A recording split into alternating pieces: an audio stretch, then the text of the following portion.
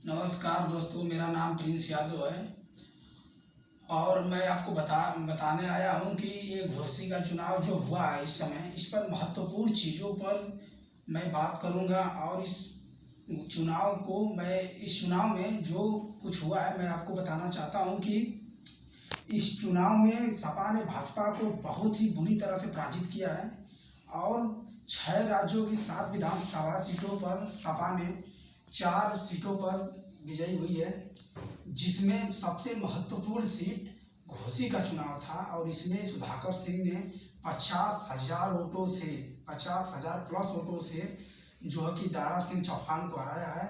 और ये दारा सिंह चौहान के बारे में आपको कुछ बता दूं तो दारा सिंह चौहान जो प्रत्याशी थे वो समाजवादी में ही पले थे, जो कि समाजवादी पार्टी को छोड़ भाजपा पार्टी अपनाए थे। और भाजपा पार्टी अपनाते ही इनको टिकट मिला घोसी चुनाव में, जो घोसी चुनाव में लड़े और यहाँ पे इनको हार का सामना करना पड़ा।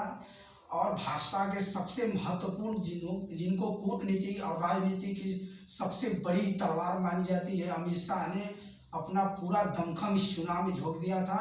और इस चुनाव में अपना दमखम झोंकने के बावजूद इन पे अखिलेश यादव समाजवादी पार्टी के अध्यक्ष बहुत ही बुरी तरह से भारी पड़े और इस चुनाव में उनको सफलता मिली।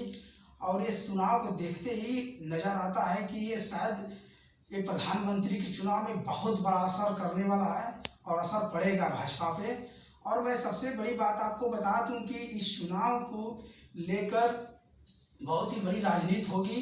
और राजनीति के पीछे आपको एक और बात बताना भूल गया कि ओम प्रकाश राजभर को मुझे देखते ही हंसी पड़ जाती है, क्योंकि एक बंदा कुछ दिन पहले बोला था कि मैं घोसी के चुनाव में समाजवादियों को हराकर सफाई दोबारा वापस भेजूंगा, अगर नहीं भेजा तो मैं अपने बाप का औलाद नहीं।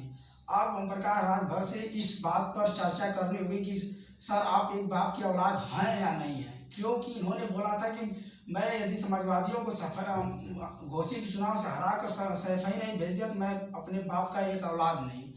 आप लोग इस पर विचार करिए। और इनका एक नहीं, 2 नाम नहीं, 4 नाम नहीं, अनेकों नाम पड़ चुके हैं, क्योंकि कुछ लोग कहते हैं बिन पेनी के लोटे, कुछ लोग कहते हैं कि मंगरू चाचा।